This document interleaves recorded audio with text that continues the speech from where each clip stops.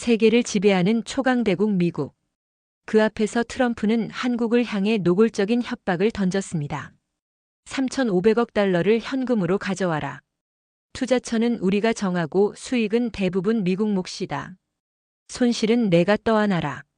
깡패 같은 요구 앞에 어떤 나라든 고개를 숙였을 겁니다. 그러나 한국 대통령의 대답은 단호한 거절이었습니다. 이어진 반전의 한 수는 트럼프의 상식을 무너뜨렸고 전 세계가 숨을 죽였습니다. 작은 한국이 거대한 미국과 정면으로 맞서고 있었던 것입니다. 안녕하세요. 저는 박은호입니다. 국가재정전략연구원 부원장직을 맡은 지 3년째였죠. 2025년 9월 29일 월요일 오전 8시 47분 청와대 경제안보상황실에서 저는 48시간이라는 숫자를 마주했습니다. 트럼프 대통령이 요구한 3,500억 달러 현금 투자 제안서가 책상 위에 놓여 있었어요. 형광등 불빛 아래 흰 종이 위로 검은 글씨가 선명했습니다. 복도 너머로 참모들의 발소리가 빨라지고 있었죠. 두 가지 시나리오를 돌려봤습니다. 제 목소리는 예상보다 낮게 깔렸어요. 노트북 화면을 프로젝터에 띄우자 회의실이 파란빛으로 물들었습니다. 첫 번째 그래프가 나타났죠. GDP 성장률 전망치였어요. 수용시 마이너스 8.2%라는 숫자가 붉은색으로 깜빡였습니다. 현금 3,500억 달러를 48시간 내 약속하면 외환 보유고가 즉각 고갈됩니다. 민간 투자는 6개월 내 마이너스 34% 감소하고요. 재무부 차관이 안경을 벗었어요. 손등으로 이마를 짚더니 한숨을 내쉬었습니다. 저는 두 번째 그래프로 넘어갔죠. 거부하면 25% 관세 폭탄이 즉시 발동됩니다. 수출 의존도 37%인 우리 경제는 3분기 내 마이너스 11.4% 위축될 겁니다. 숫자들이 차갑게 빛났어요.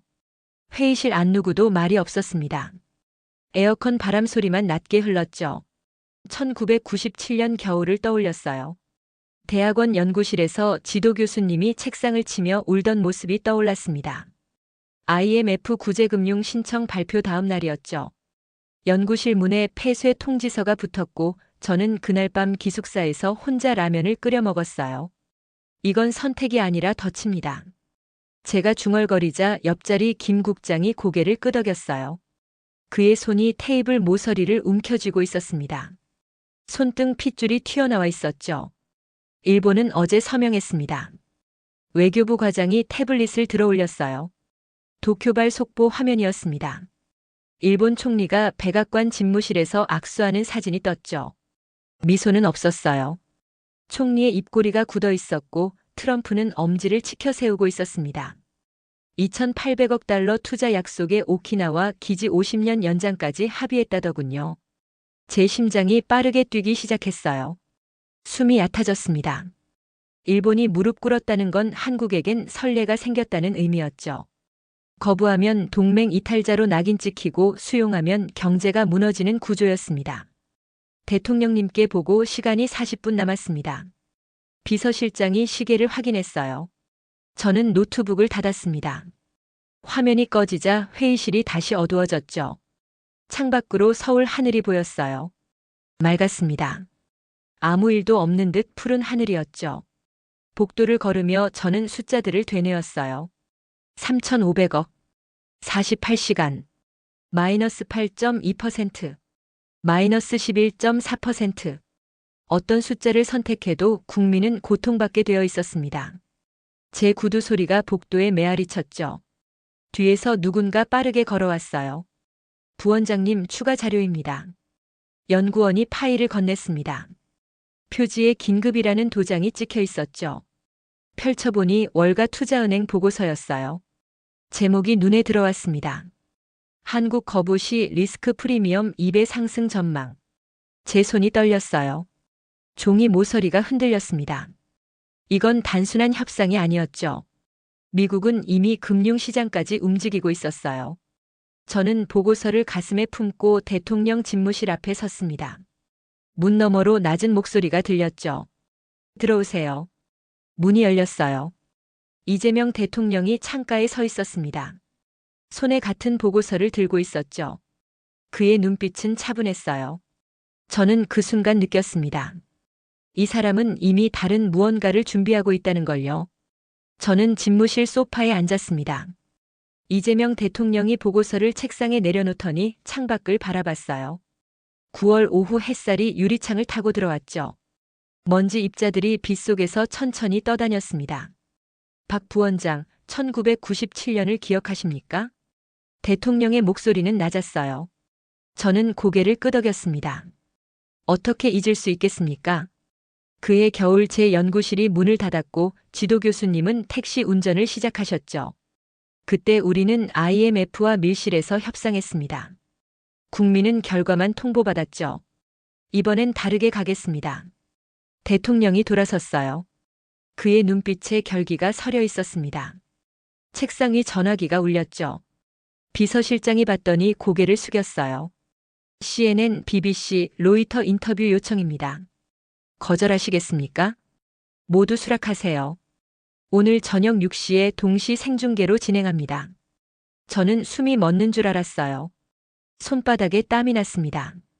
미국과의 협상을 공개한다는 건 외교 관례를 깨는 일이었죠. 트럼프가 어떻게 반응할지 예측할 수 없었어요. 각오하셔야 합니다. 미국은 더 강하게 압박할 겁니다. 제가 말하자 대통령이 미소 지었어요. 쓸쓸한 미소였습니다. 압박이 두려워서 대통령 된 게 아닙니다. 국민에게 진실을 말하지 않는 게 더 두렵죠. 오후 6시 정각이었습니다. 청와대 춘추관에 전 세계 언론사 카메라 23대가 설치됐어요. 조명이 켜지자 열기가 느껴졌습니다. 저는 무대 뒤편에서 지켜봤죠. 대통령이 연단에 올랐어요. 흰 셔츠에 감색 넥타이를 맸습니다. 표정은 담담했죠. 여러분, 저는 오늘 한국 국민과 세계 시민에게 진실을 말하고자 합니다. 첫 문장부터 공기가 달라졌어요. 기자들이 일제히 펜을 들었습니다. 카메라 셔터 소리가 연속으로 터졌죠. 미국 트럼프 대통령은 한국에 48시간 내 3,500억 달러 현금 투자를 요구했습니다. 이는 우리 GDP의 18%에 해당하는 금액이에요. 숫자가 나오자 기자석이 술렁였어요. 누군가 휴대폰으로 계산기를 두드렸습니다. 저는 뒤에서 숨을 참았죠. 이 요구를 수용하면 한국 경제는 1997년 IMF 사태보다 더 깊은 위기에 빠집니다. 거부하면 25% 관세 폭탄이 떨어지죠. 저는 이 두 선택 모두를 거부합니다. 회장이 조용해졌어요. 에어컨 소리만 웅웅거렸습니다. 대통령이 카메라를 똑바로 응시했죠. 저는 반미 대통령이 아닙니다. 저는 5,100만 국민의 경제를 지키는 대통령입니다. 동맹은 일방적 복종이 아니라 상호 존중 위에 서야 해요. 그 순간 제 가슴이 뛰었습니다. 1997년 겨울과는 다른 장면이었죠. 그때는 아무도 국민에게 묻지 않았어요.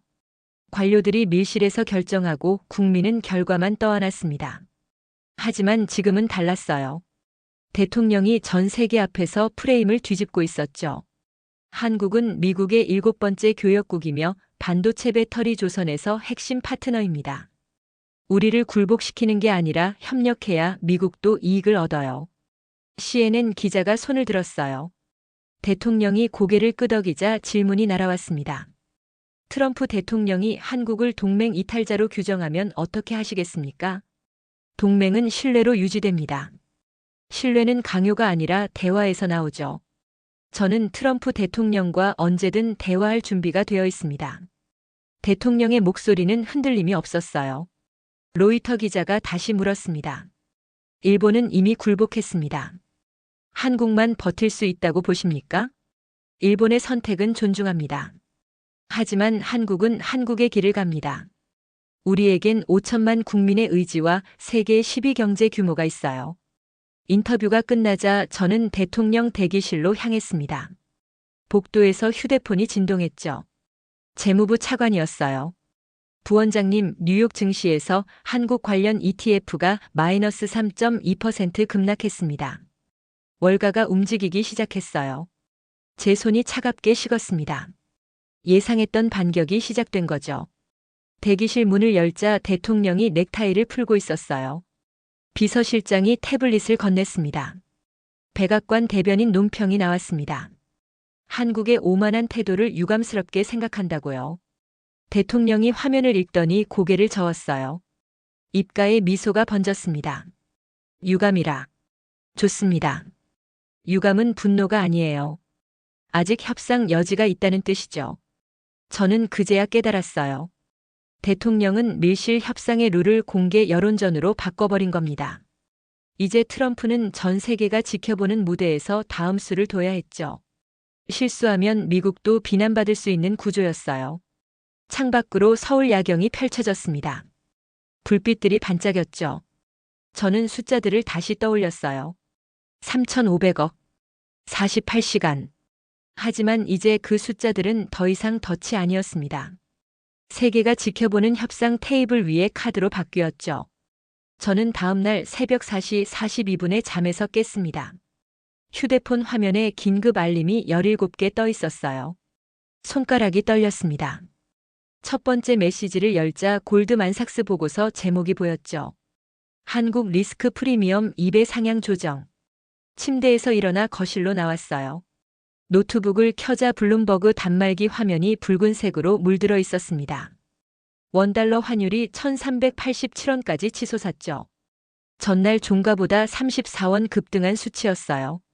72시간 내 추가 2.3% 하락 전망. 모건 스탠리 애널리스트 코멘트가 화면을 가로질렀습니다. 저는 커피를 내렸어요. 뜨거운 물이 원두를 적시는 소리가 조용한 새벽을 채웠죠. 손에 든 머그컵이 떨렸습니다. 오전 7시 재정연구원 상황실에 도착했어요. 모니터 12대에 각국 증시 그래프가 떠 있었습니다. 김 국장이 다크서클을 짙게 들이운 채 서 있었죠. 무디스가 한국 신용등급 전망을 안정적에서 부정적으로 변경했습니다. 그의 목소리는 쉬어 있었어요. 밤새 잠을 못 잔 게 분명했습니다. 저는 보고서를 받아들었죠. 4페이지짜리 문서였어요. 핵심 문구에 노란 형광펜이 그어져 있었습니다. 한국 정부의 예측 불가능한 외교 노선이 투자 환경을 악화시킨다. 제 턱이 굳었어요. 이건 단순한 평가가 아니었습니다. 경고였죠. 월가가 본격적으로 한국을 타깃으로 삼기 시작한 겁니다. 피치도 움직였습니다. 옆자리 연구원이 태블릿을 건넸어요. 신용평가사 피치의 속보였습니다. 한국 국채 수익률 스프레드가 48시간 내 15bp 확대될 거라는 전망이었죠. 이건 조율된 공격입니다. 제가 중얼거리자 김 국장이 고개를 끄덕였어요. 골드만삭스, 모건 스탠리, 무디스, 피치. 모두 24시간 내에 동시다발적으로 한국을 압박하는 보고서를 쏟아낸 겁니다. 우연일 리 없었죠. 오전 10시 두 번째 타격이 왔습니다. 외교부 과장이 급히 달려왔어요. 숨이 가빠서 말이 끊겼습니다. 지칠 공동 성명이 나왔습니다. 한국이 자유무역 질서를 훼손한다고 명시했어요. 제 심장이 쿵 내려앉았어요. 지칠은 미국, 일본, 영국, 프랑스, 독일, 이탈리아, 캐나다였습니다. 선진 7개국이 한국을 공개 비난한 거죠. 성명서를 펼쳐보니 세 번째 문단에 한국이 언급돼 있었어요. 특정국의 일방적 동맹 재해석 시도는 영내 안정을 해친다. 특정국. 한국을 직접 거명하지 않았지만 누구나 알 수 있었습니다. 저는 의자에 주저앉았어요. 등받이가 삐걱 소리를 냈습니다. 프랑스 외무장관이 추가 논평을 냈습니다. 한국이 고립을 자초하고 있다고요. 연구원이 프랑스 AFP 통신 기사를 띄웠어요. 외무장관 사진 옆에 인용문이 박스 처리돼 있었습니다. 한국은 신중해야 한다. 저는 눈을 감았어요. 1997년 겨울이 다시 떠올랐습니다. 그때도 세계는 한국을 외면했죠. 정오가 지나자 세 번째 타격이 날아왔어요. 청와대 경제수석실에서 긴급 호출이 왔습니다. 저는 차를 타고 15분 만에 도착했죠. 복도가 술렁였어요. 참모들이 빠르게 오갔습니다. 미국 상무부가 한국산 반도체의 반덤핑 조사를 개시했습니다. 경제수석이 파일을 책상에 던졌어요. 서류가 흩어졌습니다. 표지에 긴급조사 통보라는 도장이 선명했죠. 삼성과 SK 하이닉스가 타깃입니다. 조사 기간은 최소 6개월이고요. 저는 숫자를 계산했어요. 6개월이면 두 기업의 미국 수출이 사실상 마비됩니다. 반도체는 한국 수출의 19.7%를 차지했죠. 이건 경제의 급소를 정확히 겨냥한 칼이었어요. 워싱턴 포스트도 사설을 실었습니다. 비서관이 영문 기사를 프린트해서 건넸어요. 제목이 굵은 글씨로 박혀 있었습니다. 한국의 위험한 도박.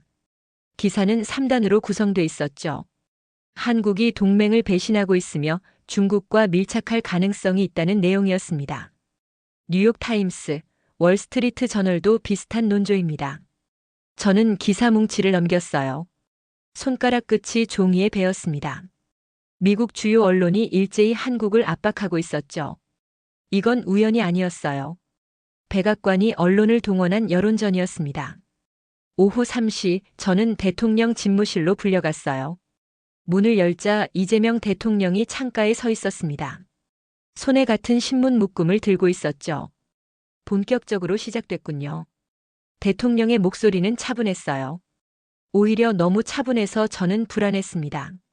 금융, 외교, 여론. 3중 공격입니다. 이대로 가면 3주 안에 외환시장이 붕괴할 수 있습니다. 제가 말하자 대통령이 돌아섰어요. 그의 눈빛이 저를 똑바로 바라봤습니다. 박 부원장, 1997년에 우리는 왜 무너졌습니까? 저는 잠시 말문이 막혔어요. 입술이 말랐습니다. 외환 보유고가 부족했고 국제사회의 지원이 없었습니다. 아닙니다. 우리 스스로 포기했기 때문이에요. 대통령이 책상 위 파일을 열었어요. 국방부 보고서였습니다. 표지에 자주 국방 전략 2025라는 제목이 찍혀 있었죠. 내일 발표합니다. 준비하세요. 저는 보고서를 받아들었어요. 첫 장을 넘기자 숫자들이 눈에 들어왔습니다. 260만 예비군, AI 드론 2300대, 정밀 미사일 사거리 800km. 제 손이 다시 떨렸어요. 하지만 이번엔 두려움이 아니었습니다. 창밖으로 서울 하늘이 보였어요. 구름이 빠르게 흘러갔습니다. 저는 그 순간 깨달았죠. 대통령은 미국의 3중 공격을 이미 예상하고 있었어요. 그리고 다음 카드를 준비해뒀습니다. 금융과 외교로 압박한다면 한국은 안보 카드로 맞서겠다는 거였죠. 복도로 나오자 저녁 노을이 창문을 물들이고 있었어요. 붉은 빛이었습니다. 저는 보고서를 가슴에 품고 걸었죠. 내일은 또 다른 전장이 열릴 거였습니다. 저는 다음 날 오전 9시 정각에 국방부 브리핑룸에 도착했습니다. 좌석 120석이 모두 찼어요. 국내 언론은 물론 외신 기자들까지 빼곡했습니다. AP, 로이터, NHK 로고가 카메라에 붙어 있었죠. 공기가 무거웠어요. 연단 뒤로 대형 스크린이 설치돼 있었습니다. 검은 화면이었죠. 조명이 켜지자 웅성거림이 잦아들었어요. 이재명 대통령이 국방부 장관과 함께 입장했습니다. 군복을 입은 합참의장이 뒤따랐죠. 대한민국 국민 여러분, 그리고 전 세계 시민 여러분. 대통령의 첫 문장이 스피커를 타고 퍼졌어요. 저는 뒤편 의자에 앉아 숨을 고르고 있었습니다. 손바닥에 땀이 났죠. 오늘 저는 대한민국의 자주국방 능력을 공개합니다. 우리가 누구인지 무엇을 할 수 있는지 보여드리겠어요. 스크린에 첫 번째 슬라이드가 떴습니다. 세계 군사력 순위였어요. 대한민국이 5위에 표시돼 있었습니다. 미국, 러시아, 중국, 인도 다음이었죠. 대한민국은 현역 50만, 예비군 260만을 보유한 세계 5위 군사 강국입니다. 260만이라는 숫자가 화면에 크게 떴어요. 기자석이 술렁였습니다. 누군가 휴대폰으로 사진을 찍었죠. 저는 그 숫자의 무게를 느꼈어요. 1997년엔 아무도 우리 군사력을 언급하지 않았습니다. 경제만 이야기했죠. 하지만 지금은 달랐어요. 우리는 K9 자주포 1100문, K2 전차 400대, F-35A 스텔스 전투기 40대를 운용 중입니다. 두 번째 슬라이드에 무기 사진들이 나타났어요. K9 자주포가 포를 발사하는 장면이었습니다. 불길이 튀었죠. 기자들이 일제히 펜을 들었어요. 그리고 이것이 핵심입니다. 대통령이 리모컨을 눌렀어요. 화면이 전환됐습니다. 드론 편대가 하늘을 나는 영상이었죠. 2300대라는 숫자가 화면 모서리에 떠올랐어요. AI 자율 공격 드론 2300대. 사거리 800km 정밀 유도 미사일. 우리는 이미 스마트 국방 체계를 구축했습니다. 영상이 이어졌어요. 드론이 표적을 정확히 타격하는 장면이었습니다. 오차 범위 3m. 저는 화면을 응시했죠. 이건 단순한 무기 목록이 아니었어요. 메시지였습니다. 한국은 미국 없이도 자국을 방어할 수 있다는 선언이었죠. 작년 폴란드에 K9 자주포 672문을 수출했습니다. 올해는 호주에 K9 30문을 추가 계약했어요. 수출 실적 그래프가 나타났어요. 2020년부터 2025년까지 우상향 곡선이었습니다. 2025년 수출액이 170억 달러로 표시돼 있었죠. 세계는 이미 한국 무기의 성능을 인정하고 있습니다. 우리 기술력은 검증됐어요. CNN 기자가 손을 들었어요. 대통령이 고개를 끄덕이자 질문이 날아왔습니다. 미국과의 동맹을 포기하시겠다는 뜻입니까? 아닙니다. 동맹은 소중합니다. 하지만 동맹은 일방적 의존이 아니라 상호 존중 위에 서야 해요. 우리에겐 260만 전력과 스마트 국방이 있습니다. 이제 동맹은 협력이지 복종이 아니에요. 대통령의 목소리가 높아졌어요. 기자석이 조용해졌습니다. 셔터 소리만 연속으로 터졌죠. 한반도 유사시 우리 스스로 72시간을 버틸 수 있습니다. 이는 미국 증원군이 도착하기 충분한 시간이에요. 72시간이라는 숫자가 화면에 떴어요. 저는 그 숫자를 곱씹었습니다. 3일. 미국이 제시한 48시간 얼터메이텀보다 긴 시간이었죠. 이건 우연이 아니었어요. 대통령은 미국의 시간 압박을 역으로 뒤집은 겁니다. 북한은 핵을 가졌지만 우리는 세계 5위 재래식 전력과 첨단 기술을 보유했습니다. 우리는 흔들리지 않아요. 마지막 슬라이드가 나타났어요. 태극기가 바람에 펄럭이는 영상이었습니다. 배경으로 서울 스카이라인이 보였죠. 63빌딩, 롯데타워, 한강이 한눈에 들어왔어요. 브리핑이 끝나자 저는 복도로 나왔습니다. 휴대폰이 진동했어요. 김 국장이었습니다. 부원장님, 블룸버그에서 속보 떴습니다. 한국 국방산업 관련주가 일제히 급등 중이에요. 저는 화면을 확인했어요. 한화에어로스페이스가 8.7% 상승했습니다. LI진엑스원이 12.3% 올랐죠. 시장이 반응하기 시작한 겁니다. 오후 2시 저는 재정연구원으로 돌아왔어요. 상황실 모니터에 각국 반응이 실시간으로 떴습니다. 폴란드 국방장관이 트위터에 글을 올렸어요. 한국은 믿을 수 있는 파트너다. K9는 나토 최고의 자주포다. 호주 총리도 성명을 냈습니다. 한국과의 방산 협력을 확대하겠다는 내용이었죠. 저는 의자에 앉았어요. 가슴이 두근거렸습니다. 유럽 언론 반응도 나왔습니다. 연구원이 태블릿을 건넸어요. 영국 가디언 기사였습니다. 제목이 눈에 들어왔죠. 작은 나라의 큰 목소리. 독일 슈피겔도 긍정적입니다. 한국이 동맹의 새 모델을 제시했다고 평가했어요.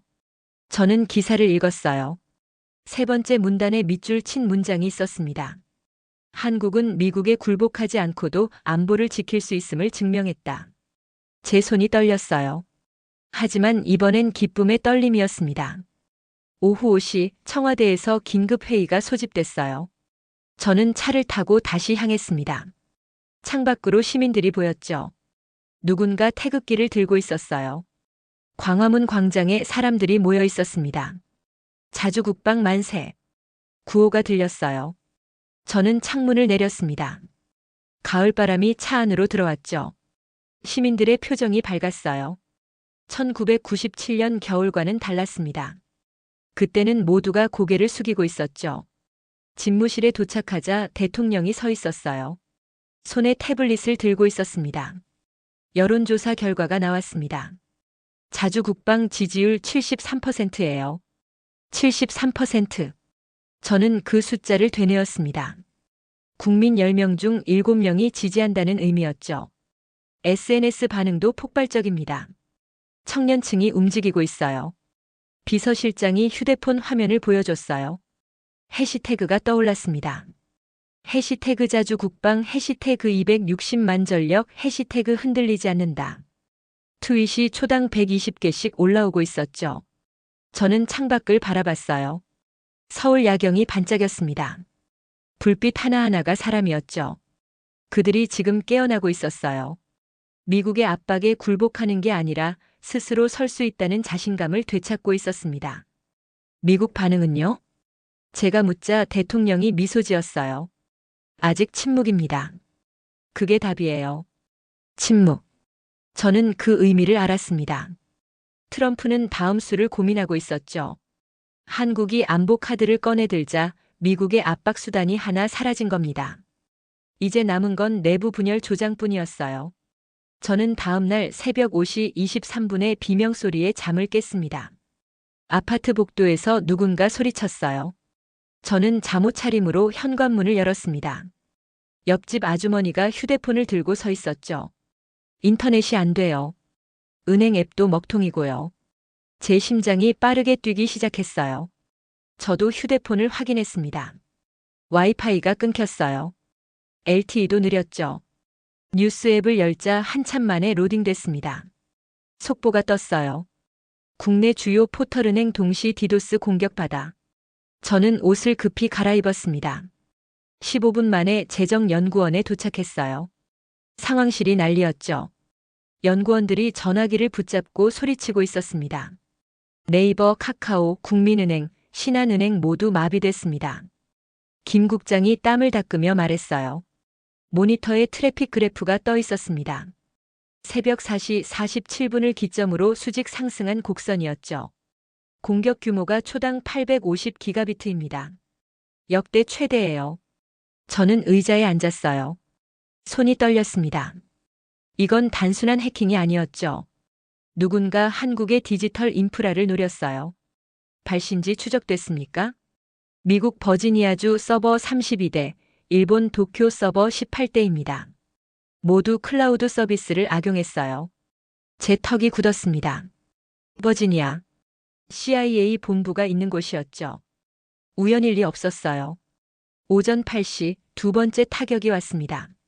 뉴욕타임스가 일면 톱 기사를 실었어요. 제목이 모니터를 가득 채웠습니다. 한국 대통령, 동맹 파괴자인가 애국자인가. 기사는 4,200단어 분량이었어요. 저는 스크롤을 내리며 읽었습니다. 세 번째 문단에 독이 묻어 있었죠. 이재명은 반미 좌파 정치인으로 북한에 유화적이며 중국과 밀착하려 한다는 의혹을 받아왔다. 제 눈썹이 찌푸려졌어요. 의혹이라는 단어 뒤에 팩트가 없었습니다. 그냥 프레임이었죠. 낙인이었어요. 워싱턴 포스트도 비슷한 기사를 실었습니다. 연구원이 영문 기사를 출력해서 건넸어요. 부제가 눈에 들어왔습니다.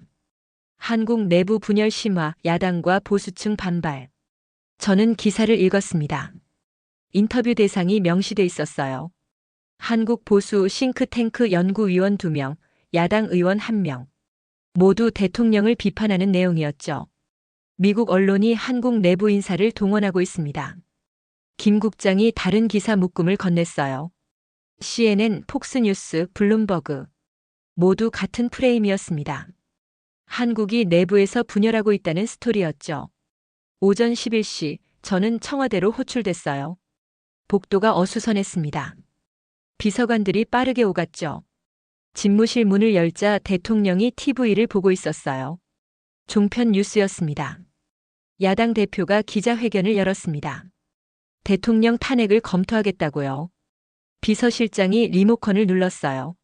화면이 전환됐습니다. 야당 대표가 연단에 서 있었죠. 표정이 굳어 있었어요. 이재명 대통령은 국익을 해치고 있습니다. 미국과의 동맹을 파괴하려는 시도를 멈춰야 해요. 기자들이 플래시를 터뜨렸어요. 야당 대표 뒤로 의원 12명이 서 있었습니다. 모두 검은 양복을 입었죠. 보수 단체들도 움직였습니다. 광화문에서 집회 신청이 들어왔어요.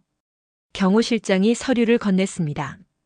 집회 참가 예상 인원이 3,000명으로 적혀 있었죠. 내부에서 균열이 시작됐습니다. 제가 말하자 대통령이 창밖을 바라봤어요. 침묵이 흘렀습니다. 에어컨 소리만 낮게 웅웅거렸죠. 예상했습니다. 외부 압박이 안 통하면 내부를 흔들죠. 대통령의 목소리는 담담했어요. 저는 그 차분함에 오히려 불안했습니다. 오후 2시 광화문 광장에 사람들이 모이기 시작했어요.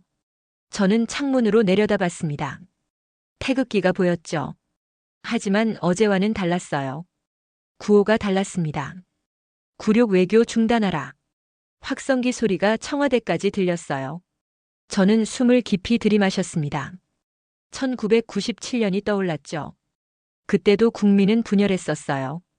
누군가는 IMF 수용을 주장했고 누군가는 반대했습니다. 결국 혼란만 커졌죠. 그런데 오후 3시 17분 변화가 시작됐어요. 부원장님 광장에서 반대 시위가 시작됐습니다.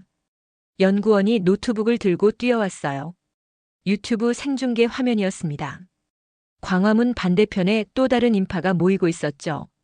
청년들이었어요. 자주국방 지지한다. 구호가 울려 퍼졌습니다. 인원이 순식간에 불어났어요. 5,000명, 7,000명. SNS로 소식이 퍼지며 사람들이 모여들었죠. 20대와 30대가 주축입니다. 학생들도 많아요. 저는 화면을 확대했습니다. 피켓이 보였어요. 굴복 노 자주 예스. 260만이 함께 선다. 동맹은 계약이다. 손글씨였습니다. 급하게 만든 티가 났죠.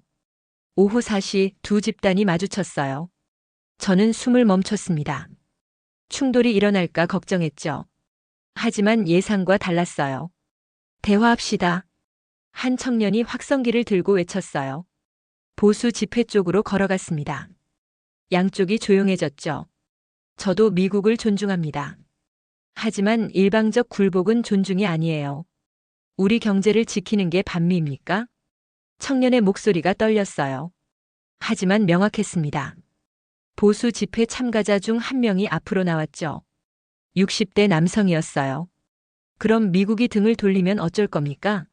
안보는 어떻게 지키고요? 260만 예비군과 세계 5위 군사력이 있습니다. 72시간을 버틸 수 있어요.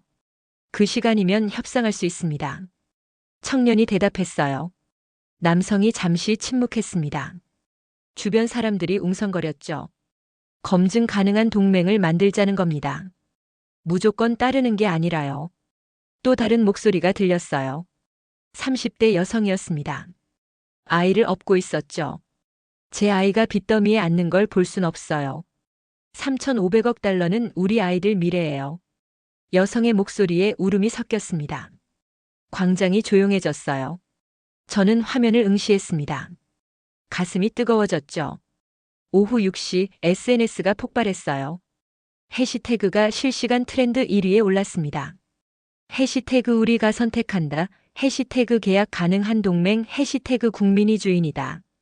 트위터 트윗이 분당 340개 속도입니다. 연구원이 그래프를 보여줬어요. 곡선이 가파르게 올라갔죠. 유튜브 생중계 동시 접속자 87만 명입니다. 87만. 저는 그 숫자를 곱씹었어요. 국민이 깨어나고 있었습니다. 미국 언론이 심으려 한 분열의 씨앗이 오히려 단결의 계기가 됐죠.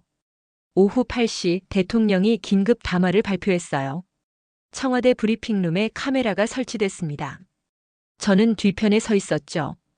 국민 여러분, 오늘 광장에서 저는 희망을 봤습니다. 대통령이 카메라를 바라봤어요. 목소리가 떨렸습니다.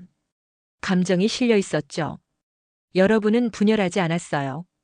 대화했습니다. 이견을 존중하면서도 하나로 모였죠. 이게 민주주의예요. 화면에 광장 영상이 나왔습니다. 청년과 노인이 악수하는 장면이었어요.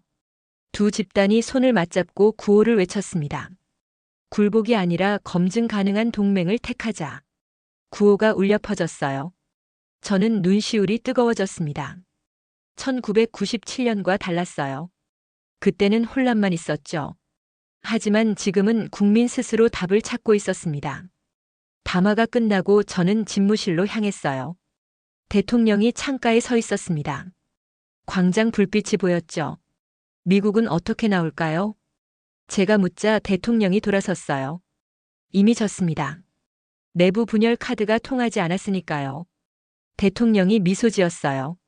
저는 고개를 끄덕였습니다. 미국은 금융, 외교, 여론, 내부 분열까지 모든 수를 썼죠.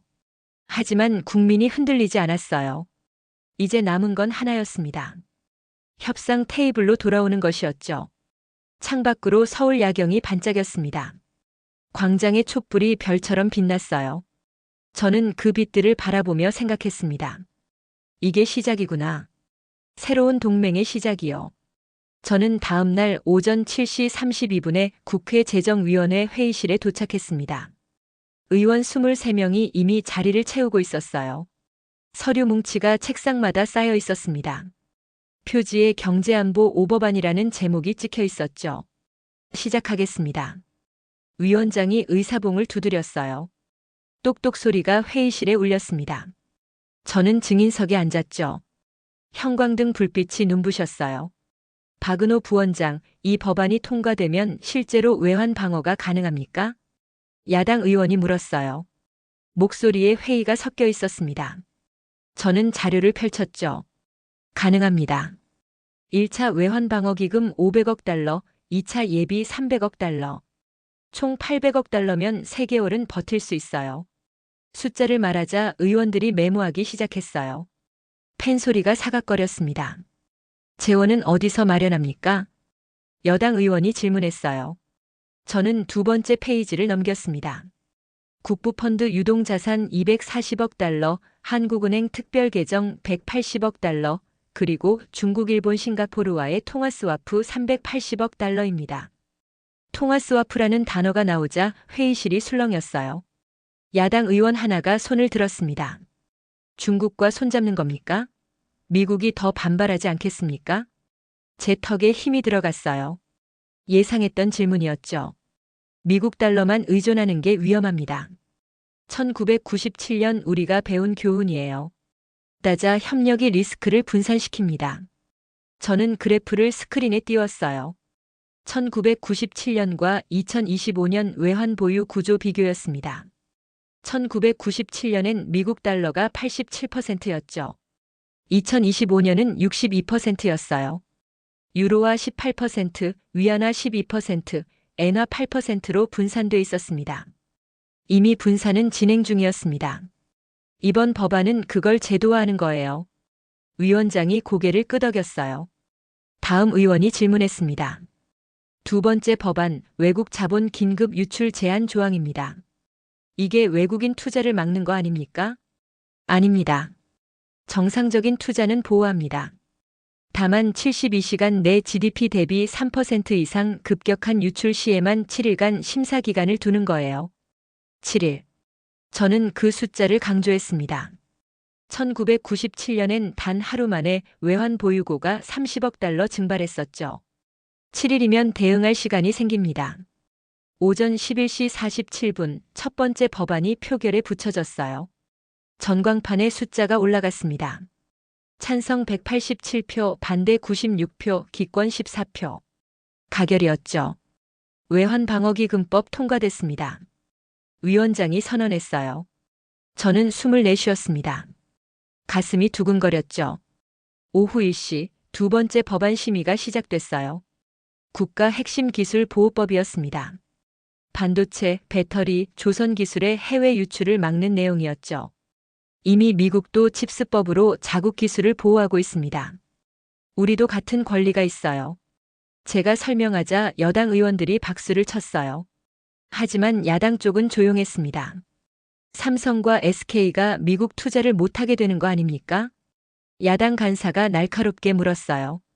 저는 준비한 답을 꺼냈습니다. 투자는 가능합니다. 다만 핵심 공정 기술 이전은 정부 승인을 받아야 해요. 이건 주권 문제입니다. 주권. 그 단어가 회의장에 울렸어요. 야당 의원 중 몇 명이 고개를 끄덕였습니다. 오후 3시 22분 5개 법안이 모두 통과됐어요. 마지막 법안은 동맹 투명성 의무화법이었습니다.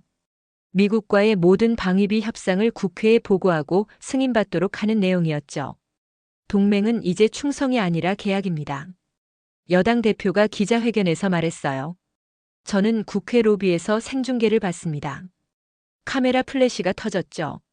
미국과의 협상도 국민이 검증합니다. 밀실 합의는 없어요. 계약, 검증. 그 단어들이 뉴스 자막으로 흘러갔어요. 저는 휴대폰을 확인했습니다. 블룸버그 속보가 떴죠. 한국 국회 경제안보 5법 통과. 시장은 안정적 반응. 코스피가 0.7% 상승했어요. 원달러 환율은 1362원으로 하락했습니다. 전날보다 25원 떨어진 거죠.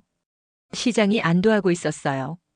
오후 5시 저는 청와대로 복귀했습니다. 대통령이 경제팀 회의를 소집했어요. 참모 12명이 회의실에 모였죠. 법안 통과를 축하합니다. 이제 실행 단계입니다. 대통령이 말했어요.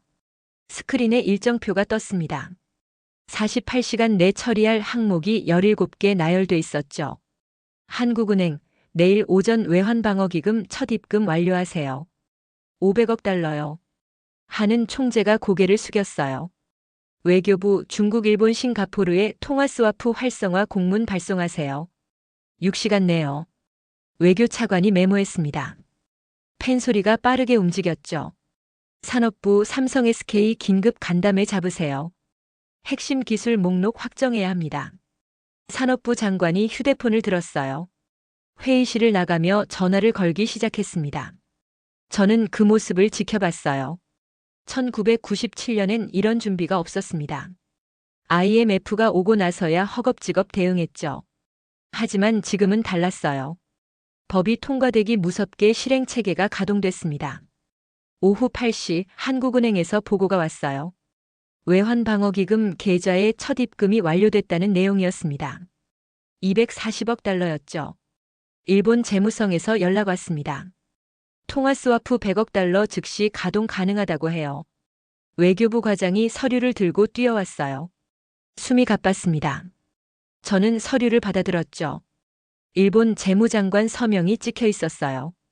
중국도 응답했습니다. 200억 달러 스와프 라인 개설 합의했어요. 제 손이 떨렸어요.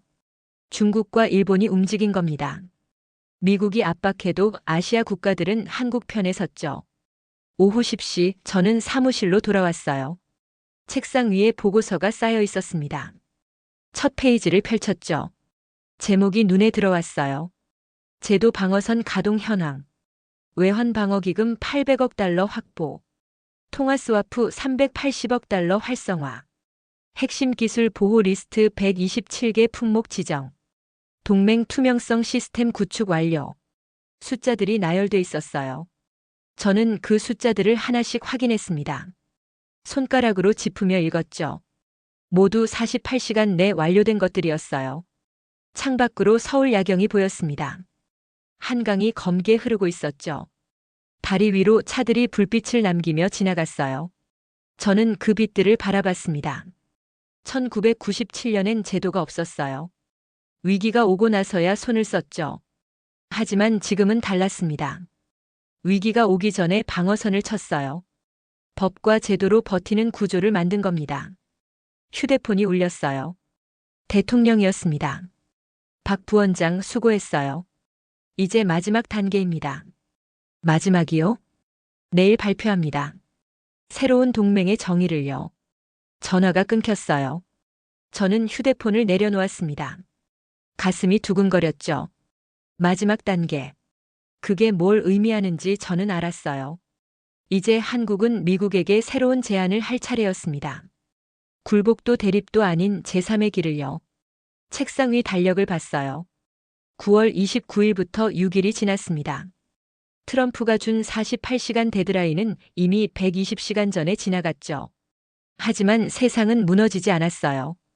오히려 한국은 더 단단해졌습니다. 제도로, 국민의 의지로, 그리고 새로운 질서를 향한 확신으로요. 저는 다음 날 오전 10시 정각에 청와대 영빈관에 도착했습니다. 입구부터 분위기가 달랐어요.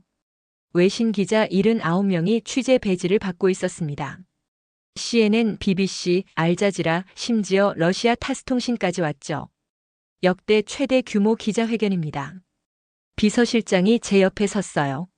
목소리가 낮았습니다. 저는 고개를 끄덕였죠. 회견장 안으로 들어가자 조명이 눈부셨어요. 카메라 42대가 일렬로 늘어서 있었습니다. 오전 10시 47분 이재명 대통령이 입장했어요. 검은 양복에 하늘색 넥타이를 맸습니다. 표정은 차분했죠. 연단에 서자 카메라 셔터 소리가 폭발했어요. 세계 시민 여러분, 그리고 대한민국 국민 여러분. 대통령이 원고 없이 말하기 시작했어요. 저는 뒤편에 서서 숨을 고르고 있었습니다. 오늘 저는 동맹의 새로운 정의를 선언합니다. 21세기 동맹은 복종이 아니라 계약이에요. 강요가 아니라 신뢰죠. 첫 문장부터 공기가 달라졌어요. 기자들이 일제히 펜을 들었습니다. 누군가 노트북을 빠르게 두드리기 시작했죠. 지난 7일간 미국은 한국에 3,500억 달러를 요구했습니다. 48시간 내 서명하지 않으면 25% 관세를 물리겠다고 했죠. 숫자가 나오자 회의장이 술렁였어요. 대통령이 잠시 멈췄습니다. 물을 한 모금 마셨죠. 저는 거부했습니다. 이 요구가 한국 경제를 파괴할 것이기 때문이에요. 하지만 저는 미국을 적으로 돌리지 않았습니다. 대통령이 스크린을 가리켰어요. 슬라이드가 나타났습니다. 계약 가능한 동맹 3원칙이라는 제목이 떴죠. 첫째, 모든 동맹 협상은 투명하게 공개됩니다. 국민이 검증하고 국회가 승인해요. 첫 번째 원칙이 화면에 떴어요. 저는 메모했습니다. 손이 떨렸죠. 둘째, 일방적 요구는 거부합니다. 협상은 상호 이익을 기반으로 해야 해요. 로이터 기자가 손을 들었어요. 대통령이 고개를 끄덕이자 질문이 날아왔습니다. 그럼 미국이 관세를 부과하면 어떻게 하시겠습니까? 우리도 대응 관세를 부과합니다. 동시에 WTO에 제소하죠. 국제법 테두리 안에서 싸울 겁니다. 대통령의 목소리가 단호했어요. 회의장이 조용해졌습니다. 에어컨 소리만 낮게 흘렀죠. 셋째, 안보는 자립을 기본으로 합니다. 한국은 260만 예비군과 세계 5위 군사력으로 72시간을 버틸 수 있어요. 그 시간이면 협상할 수 있습니다. 72시간. 그 숫자가 다시 등장했어요. 저는 그 의미를 알았습니다. 미국의 48시간 얼터메이텀을 넘어선 시간이었죠. 한국은 흔들리지 않습니다. 대통령이 카메라를 똑바로 응시했어요. 그 눈빛에 확신이 서려 있었습니다. 우리는 외환방어기금 800억 달러를 확보했어요. 중국, 일본, 싱가포르와 통화스와프 380억 달러를 활성화했습니다. 숫자들이 화면에 떴어요. 기자들이 계산기를 두드렸습니다. 핵심 기술 127개 품목을 지정해 보호체계를 구축했어요. 그리고 경제안보 5법을 48시간 내 통과시켰습니다. CNN 기자가 손을 들었어요. 중국과의 협력이 미국을 더 자극하지 않겠습니까? 협력은 배제가 아닙니다. 미국도 우리 파트너고 중국도 우리 교역국이에요. 한국은 균형을 선택합니다. 균형. 그 단어가 울렸어요. 저는 고개를 끄덕였습니다. 이게 핵심이었죠. 어느 한쪽에 올인하지 않는 겁니다. 오전 11시 32분 회견이 끝났어요. 대통령이 연단을 내려오자 참모들이 박수를 쳤습니다. 저도 손뼉을 쳤죠. 손바닥이 얼얼했어요. 반응이 나오기 시작했습니다. 외교부 과장이 태블릿을 들고 왔어요. 트위터 화면이었습니다. 해시태그가 세계 트렌드 1위에 올라 있었죠. 해시태그 CONTRACTUALALLIANC, 해시태그 코리어, 해시태그 NEWRDER. 유럽 언론이 긍정적입니다. 연구원이 기사 묶음을 건넸어요. 영국 파이낸셜 타임스 제목이 눈에 들어왔습니다. 한국이 제시한 21세기 동맹 모델. 기사를 읽었어요. 세 번째 문단에 밑줄이 쳐져 있었습니다. 작은 나라가 큰 나라에 맞서는 방법을 보여줬다. 굴복도 대립도 아닌 제3의 길이다. 독일 슈피겔도 일면 톱입니다. 저는 독일 기사를 펼쳤어요. 사진이 실려 있었습니다. 대통령이 연단에서 손을 들고 있는 모습이었죠. 캡션이 달려 있었어요. 새로운 질서의 설계자. 오후 1시 청와대 집무실로 돌아왔어요. 대통령이 창가에 서 있었습니다. 서울 하늘이 맑았죠. 프랑스 대통령이 전화했습니다. 한국의 용기를 지지한다고요. 비서실장이 통화 요약본을 건넸어요. 저는 읽었습니다. 프랑스 대통령이 유럽도 비슷한 고민을 하고 있다고 말했다는 내용이었죠. 캐나다 총리도 성명 냈습니다. 한국 모델을 연구하겠다고 해요. 외교수석이 추가 서류를 가져왔어요. 캐나다, 호주, 뉴질랜드. 중견국들이 움직이기 시작했습니다. 작은 나라들이 힘을 얻고 있어요. 대통령이 중얼거렸어요. 저는 창밖을 바라봤습니다. 한강이 햇빛에 반짝였죠. 오후 3시 예상치 못한 전화가 왔어요. 백악관이었습니다. 저는 숨을 멈췄죠. 트럼프 대통령이 직접 통화 요청했습니다. 비서실장의 목소리가 떨렸어요. 대통령이 고개를 끄덕였습니다. 스피커폰이 켜졌죠. 이 대통령. 트럼프의 목소리가 울려 퍼졌어요. 낮고 무거웠습니다. 당신이 이긴 것 같군요. 세계가 당신을 주목하고 있어요. 침묵이 흘렀어요. 저는 숨소리조차 죽였습니다. 하지만 동맹은 계속돼야 합니다. 우리 다시 대화합시다. 대통령이 미소 지었어요. 언제든 환영합니다. 트럼프 대통령. 다만 이번엔 투명하게, 공정하게 협상하죠. 알겠습니다. 다음 주 워싱턴에서 만납시다. 전화가 끊겼어요. 회의실이 조용했습니다. 그러다 누군가 박수를 쳤죠. 그 박수가 퍼져나갔어요. 참모들이 일어서서 손뼉을 쳤습니다. 저는 그 순간을 기억했어요. 2025년 10월 5일 오후 3시 17분. 한국이 새로운 질서를 선언한 날이었죠.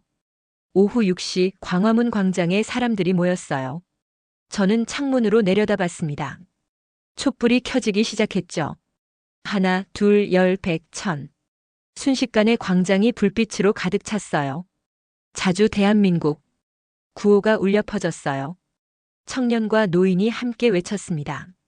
학생과 직장인이 손을 맞잡았죠. 계약 가능한 동맹. 두 번째 구호가 터졌어요. 저는 눈물이 핑 돌았습니다. 손등으로 눈가를 닦았죠.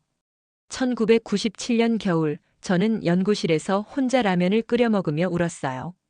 그때는 아무도 우리를 지켜주지 않았습니다. 세계가 외면했고 우리는 무릎 꿇었죠. 하지만 지금은 달랐어요. 국민이 스스로 일어섰습니다. 정부는 제도로 방어선을 쳤죠. 그리고 세계는 한국을 주목했어요. 부원장님 실시간 검색어입니다. 연구원이 휴대폰을 보여줬어요. 1위부터 10위까지 모두 한국 관련 키워드였습니다. 해시태그 흔들리지 않는 나라, 해시태그 계약동맹, 해시태그 대한민국, 해시태그 새로운 질서. 저는 휴대폰을 받아들었어요. 화면을 스크롤하며 댓글을 읽었습니다. 드디어 우리도 목소리를 낼 수 있구나. 1997년은 반복되지 않는다. 우리 아이들에게 자랑스러운 나라를 물려주자. 댓글들이 끝없이 이어졌어요. 저는 그 문장들을 하나씩 읽었습니다. 가슴이 뜨거워졌죠. 창밖으로 해가 지고 있었어요. 노을이 서울 하늘을 붉게 물들였습니다. 광장의 촛불은 더 밝아졌죠. 저는 그 빛들을 바라보며 생각했어요. 이게 시작이구나. 굴복하지 않고 대립하지 않고 당당히 협상하는 나라의 시작이요. 동맹이 충성이 아니라 계약이 되는 세상의 시작이었죠. 휴대폰이 울렸어요. 김 국장이었습니다. 부원장님, 코스피가 2.3% 상승 마감했습니다. 외국인 매수 우위예요. 2.3%. 저는 그 숫자를 되뇌었어요. 시장이 희망을 선택한 겁니다. 원달러 환율도 1348원까지 하락했습니다. 일주일 전보다 39원 내렸어요. 39원. 숫자들이 말하고 있었어요. 한국은 버텼고 세계는 인정했다고요. 저는 전화를 끊고 창밖을 다시 바라봤어요. 밤이 왔지만 광장은 여전히 밝았습니다. 촛불이 별처럼 빛나고 있었죠. 저는 그 빛 속에서 미래를 봤어요. 흔들리지 않는 나라의 미래를요. 저는 3주 후인 10월 26일 오전 인천공항 귀빈실에 서 있었습니다. 대통령 전용기가 활주로에 착륙하는 모습이 보였어요. 워싱턴 협상을 마치고 돌아오는 길이었죠. 비행기 문이 열리자 이재명 대통령이 내렸습니다. 피곤한 기색이 역력했지만 표정은 밝았어요. 부원장 수고했습니다. 대통령이 제 어깨를 두드렸어요. 저는 고개를 숙였습니다. 협상 결과는요? 타결했습니다. 우리 방식으로요. 차에 오르자 비서실장이 협정문을 건넸어요. 저는 첫 페이지를 펼쳤습니다. 제목이 눈에 들어왔죠. 한미 상호 존중 동맹 협정 2025. 방위비는 연 12억 달러에서 14억 달러로 합의했습니다. 3,500억 달러 요구는 철회됐어요. 14억 달러. 저는 계산했어요. 당초 요구의 0.4%에 불과한 금액이었습니다. 협정문 3조를 읽었죠. 모든 방위비 협상은 3년마다 재협상하며 국회 비준을 받는다. 제 손이 떨렸어요. 이게 바로 계약 가능한 동맹이었습니다. 일방적 통보가 아니라 합의였죠. 트럼프는 어떻게 설득하셨습니까? 설득이 아닙니다. 숫자로 보여줬어요. 대통령이 태블릿을 켰어요. 프레젠테이션 파일이었습니다. 첫 슬라이드에 그래프가 떠올랐죠. 한국이 무너지면 미국 반도체 공급망이 붕괴됩니다. 삼성과 SK 하이닉스가 세계 디램의 70%를 생산하니까요. 70%. 저는 그 숫자의 무게를 느꼈어요. 애플, 엔비디아, 퀄컴이 모두 한국 반도체에 의존합니다. 한국 경제가 흔들리면 미국 빅테크도 타격받아요. 두 번째 슬라이드가 나타났어요. 미국 기업들의 한국 의존도 표였습니다. 애플 68%, 엔비디아 73%, 테슬라 배터리 52%. 트럼프는 비즈니스맨입니다. 손익 계산을 하죠. 한국을 압박해서 얻는 것보다 잃는 게 더 크다는 걸 보여줬어요. 저는 고개를 끄덕였습니다. 이게 협상이었죠. 감정이 아니라 이해관계였어요.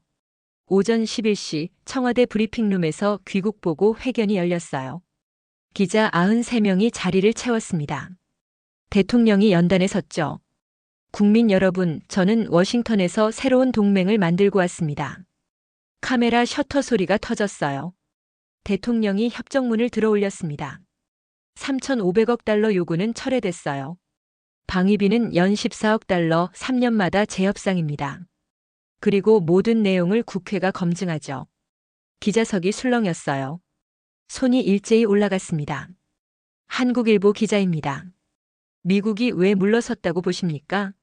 물러선 게 아닙니다. 합의한 거예요. 우리가 흔들리지 않았으니까요. 대통령의 목소리가 단호했어요. 동아일보입니다. 앞으로 미국이 다시 압박하면 어떻게 하시겠습니까? 같은 방식으로 대응합니다. 투명하게 공개하고 제도로 방어하고 국민과 함께 버티죠. 회견이 끝나고 저는 재정연구원으로 복귀했어요. 책상 위에 보고서가 쌓여 있었습니다. 경제지표 종합 분석이었죠. 코스피 2847포인트. 3주 전보다 6.8% 상승했어요. 외국인 순매수 21조 원. 원달러 환율 1332원. 외환 보유고 4380억 달러. 모든 지표가 안정적이었습니다. 국제 신용평가사들도 움직였습니다. 김 국장이 서류를 건넸어요. 무디스가 한국 신용등급 전망을 부정적에서 안정적으로 환원했다는 내용이었죠. 피치도 같습니다. 한국의 제도적 대응을 높이 평가한다고 해요. 저는 보고서를 읽었어요. 3페이지 핵심 문구에 밑줄이 쳐져 있었습니다. 한국은 외부 압박에 체계적으로 대응할 능력을 입증했다. 오후 2시 국회에서 협정비준 표결이 열렸어요. 저는 방청석에 앉았습니다. 의원 276명이 투표했죠. 전광판에 숫자가 올라갔어요. 찬성 241표, 반대 28표, 기권 7표. 한미 상호 존중 동맹 협정 가결됐습니다. 의장이 의사봉을 두드렸어요. 박수가 터져 나왔습니다. 여당은 물론 야당 의원 상당수도 손뼉을 쳤죠. 역사적인 순간입니다. 옆자리 연구원이 속삭였어요. 저는 고개를 끄덕였습니다. 1953년 한미동맹 이후 72년 만에 동맹의 정의가 바뀐 순간이었죠. 오후 5시 저는 대학 시절 은사님을 찾아뵀어요. 1997년 IMF 때 연구실이 폐쇄되셨던 교수님이었습니다. 연구실 문을 두드리자 익숙한 목소리가 들렸죠. 들어오세요. 교수님은 28년 전보다 머리가 희셨어요. 하지만 눈빛은 여전히 날카로웠습니다. 은호야, 잘했다. 교수님이 제 손을 잡으셨어요. 손이 따뜻했습니다. 1997년엔 우리가 너무 약했어. 제도도 없고 준비도 없었지. 그래서 무릎 꿇었어. 교수님 목소리가 떨렸어요. 하지만 자네들은 달랐어. 데이터로 방어하고 법으로 버티고 국민과 함께 싸웠지. 이게 진짜 주권국가야. 저는 눈시울이 뜨거워졌어요. 고개를 숙였습니다. 교수님이 가르쳐 주신 덕분입니다. 숫자는 거짓말하지 않는다고요. 숫자만으론 안 돼. 용기가 필요해. 자네들은 용기가 있었어. 교수님이 창밖을 바라보셨어요. 캠퍼스에 은행나무 잎이 노랗게 물들어 있었습니다. 저녁 7시 광화문 광장을 지나갔어요. 여전히 사람들이 모여 있었습니다. 하지만 이제 촛불은 없었죠. 대신 가족들이 산책하고 있었어요. 아이들이 뛰어놀고 연인들이 손을 잡고 걸었습니다. 아빠, 우리나라가 미국한테 이긴 거예요? 한 아이가 물었어요. 아버지가 쪼그려 앉아 대답했습니다. 이긴 게 아니야. 당당해진 거지. 우리도 말할 수 있다는 걸 보여준 거야. 저는 그 대화를 지나치며 미소 지었어요. 이게 변화였습니다. 아이들이 굴복이 아니라 당당함을 배우는 나라였죠. 밤 9시 집에 도착해 TV를 켰어요. 저녁 뉴스였습니다. 앵커가 멘트를 읽고 있었죠. 한국의 새로운 동맹 모델이 세계적 화제입니다. 폴란드, 필리핀, 베트남이 한국 사례를 연구 중이라고 밝혔습니다. 화면이 전환됐어요. 폴란드 외교장관 인터뷰였습니다. 한국은 작은 나라가 큰 나라와 대등하게 협상할 수 있음을 증명했습니다. 우리도 배워야 해요. 필리핀 대통령도 성명을 냈어요. 동맹은 일방통행이 아니라 쌍방향이어야 합니다. 한국이 그 길을 보여줬죠. 저는 리모컨을 내려놓았어요. 소파의 기대 천장을 바라봤습니다. 28년 전 그 겨울이 떠올랐죠. 1997년 12월 저는 기숙사 방에서 라면을 끓이며 울었어요. 연구실이 문을 닫았고 교수님은 택시를 몰았고 나라는 IMF에 굴복했습니다. 그때 저는 생각했어요. 미국 앞에선 무조건 고개 숙여야 한다고요. 하지만 틀렸어요. 2025년 가을 저는 다른 진실을 배웠습니다. 데이터와 제도로 방어할 수 있다는 것. 국민이 깨어나면 정부도 당당해질 수 있다는 것. 그리고 동맹은 강요가 아니라 계약이라는 것을요. 휴대폰이 울렸어요. 대통령이었습니다.